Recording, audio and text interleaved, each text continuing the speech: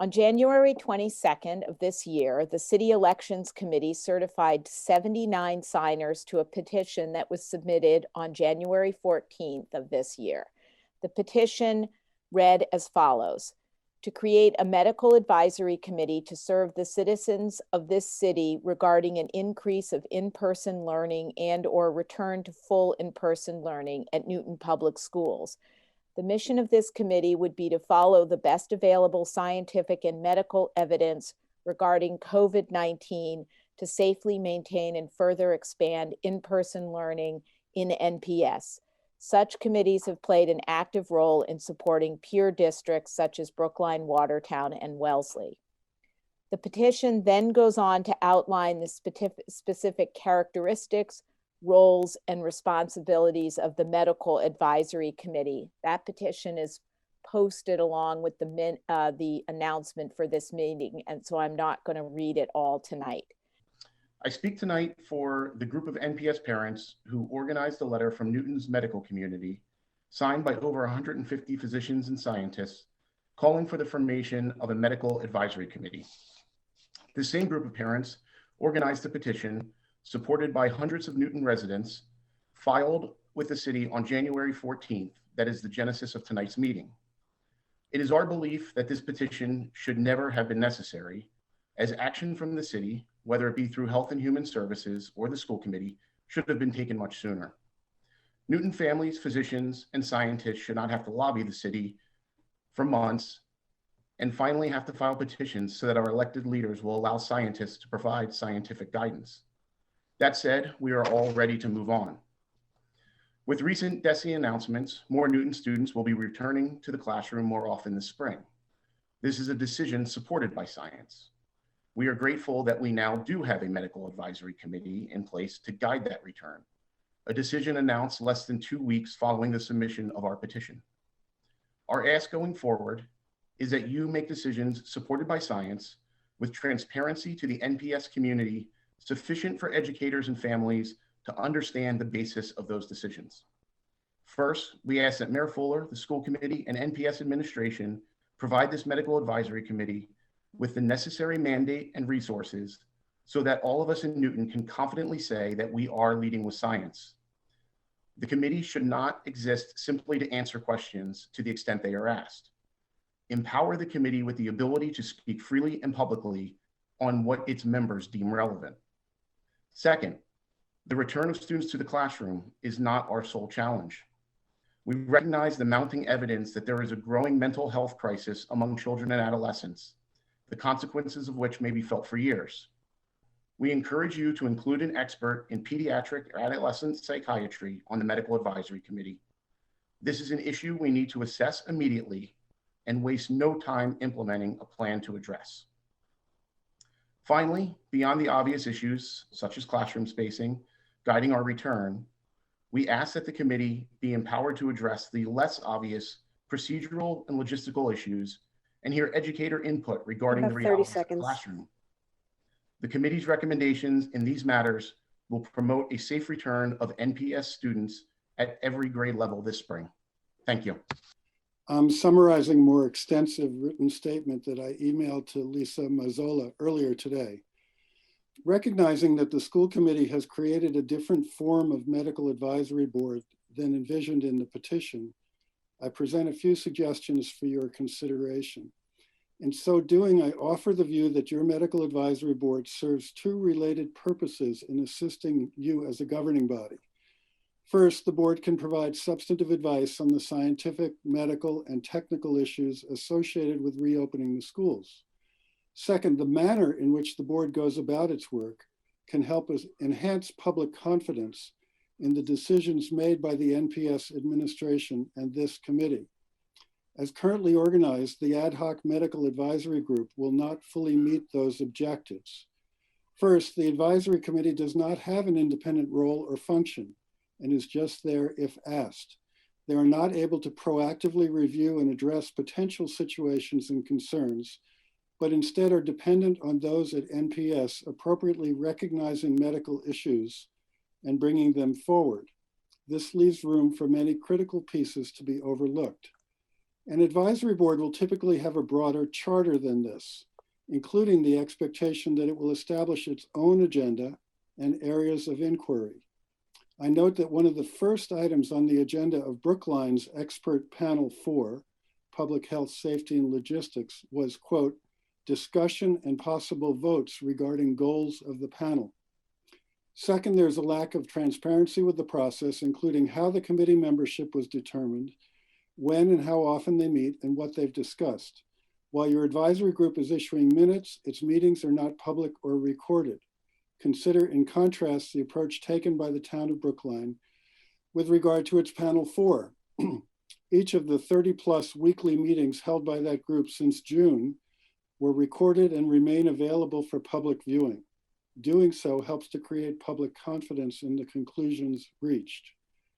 Third, there's no indication whether the advisory board will address among the most significant issues associated with school reopening, the social, mental, and physical problems that have arisen among students and teachers during the period of remote and hybrid learning. Paul, you have 30 seconds. There has been a substantial increase in these problems among the children. The design of individual student assessments and remediation plans in these issues will be key. It's fair to assume that the level of stress on teachers during this period is unlike anything in their lifetimes. How can we expect them to be at their most effective unless the NPS recognizes and prepares for this? Thank you. I'm a former PTO Brown Middle School co-president, and I was very active for over 8 years as director of creative arts at the Williams School. I have 2 high school students. I've attended almost every one of these school committee meetings since last spring and many city council meetings with HHS, facilities, and finance. I've closely followed all these school opening plans, testing plans, ventilation. A lot of progress has been made, but Newton must do more for our children. This evening, I took a walk with my high school senior. She literally started crying at how much she hates online school. The disengagement of this high-achieving student is stunning. In her eyes, she has 24 more days of school left. That's her countdown until high school graduation, only counting the hybrid days. It should be more than double that. Mayor Fuller, you said it was an urgent priority to help students this spring who want to be in school in person more. I applaud the assembly of the ad hoc advisory task force that was announced on January 25th, held its first meeting on February 16th. But I was disappointed to read the meeting minutes that said, and I quote, "The advisory group did not discuss middle school and high school extensively. The discussion primarily focused on elementary schools. More discussion and guidance is needed for secondary schools." My concern with the ad hoc advisory board is that with data moving so fast, the group is not as nimble as it could be. And we have experts at the ready with their firsthand relevant expertise ready to help now. I think the ad hoc board would benefit from a few more resources, people who signed that petition with relevant, timely expertise that can advise and act quickly now. It feels as if Newton's displaying a fixed mindset. With all due respect, the picks that are on the current ad hoc team, Dr. Zalesnik, Sadler, and Dr. Pring already had existing relationships with the district. It feels more like an insider group and more controlled than the other towns have been doing successfully. I would really like to see that the ad hoc advisory group take on a few more resources that are ready and willing to help out now. We need a plan for kids to get back to school this spring. The ad hoc advisory committee can do more. It's now March 8th. This process doesn't feel urgent to me at all. And the countdown for the class of 2021 goes on, 24 more days of school. The medical community committee is not necessary because we need to simply open the schools and we are going to lose all of our students if we don't. Thank you.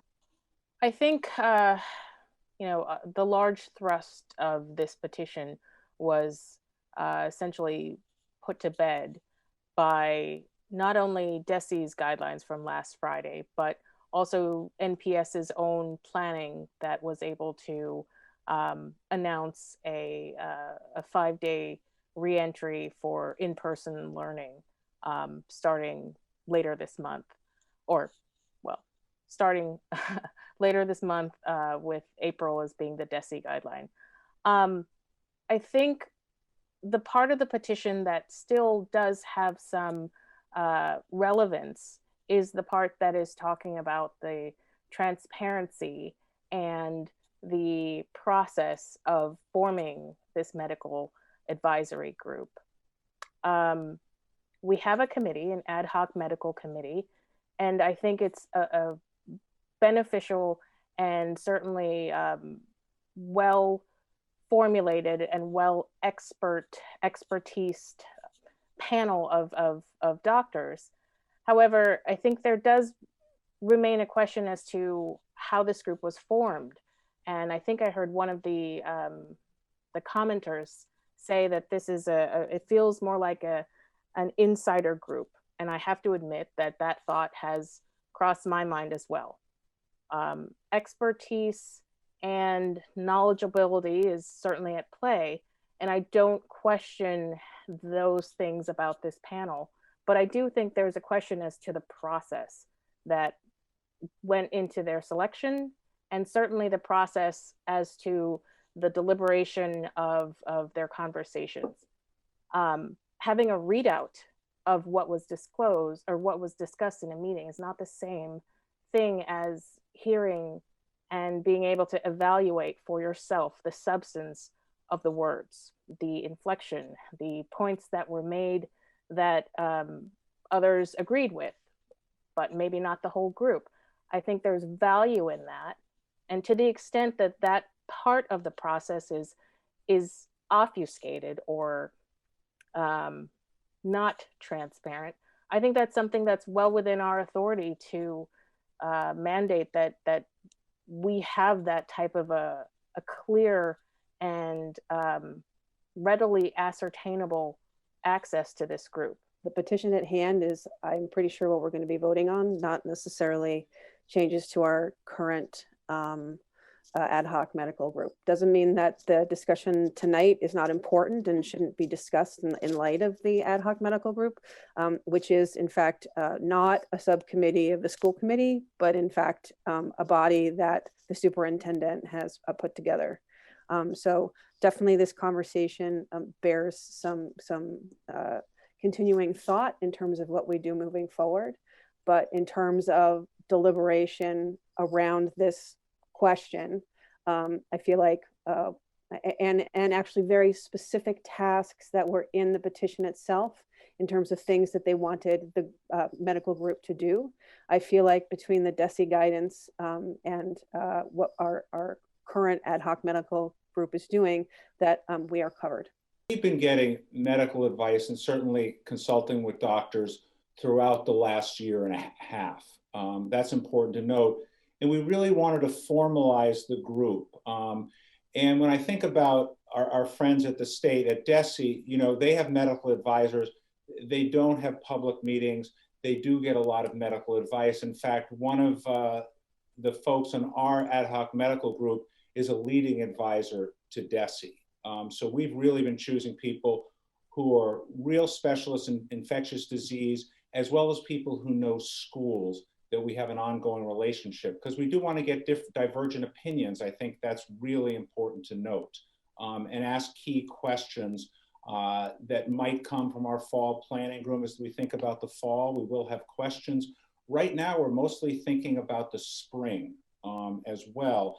And I would say if you look at where we are and where Brookline is, we're actually in the exact same place. They have a different medical advisory group. We've announced, you know, that we're going to open full in our middle schools. They have not thus far. They've only committed to elementary. So I think we're not in different places. I think great comments on mental health. We do consult with outside people all the time, the leaders of our very capable mental health team, who really know schools and know capacities. Our folks are in touch with people at hospitals a lot in a lot of outside experts. And so we'll share much more of that on March 22nd in a public meeting, so we can be transparent about plans and our thinking about the fall. And we will keep going with our ad hoc team and talk about the middle and high schools.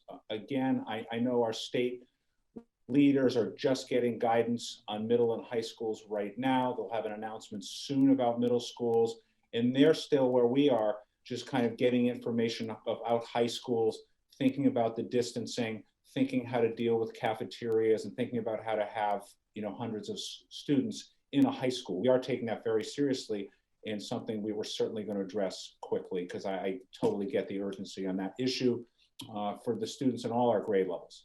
I would like to make a motion, and I hope that this is worded appropriately. I would like to make a motion that because of the fact that we already have a medical ad hoc advisory team, that we take no action on the petition as written.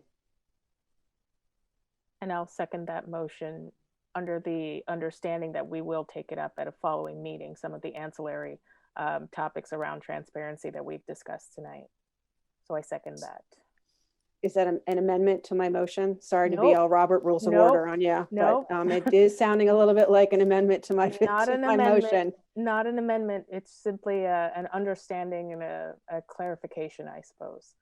It is your motion, exactly. Yes. Then I'm fine with that. We can go ahead with the motion. All righty, and I second that. So there's a motion to take no action on the petition. That's 9-0, Lisa.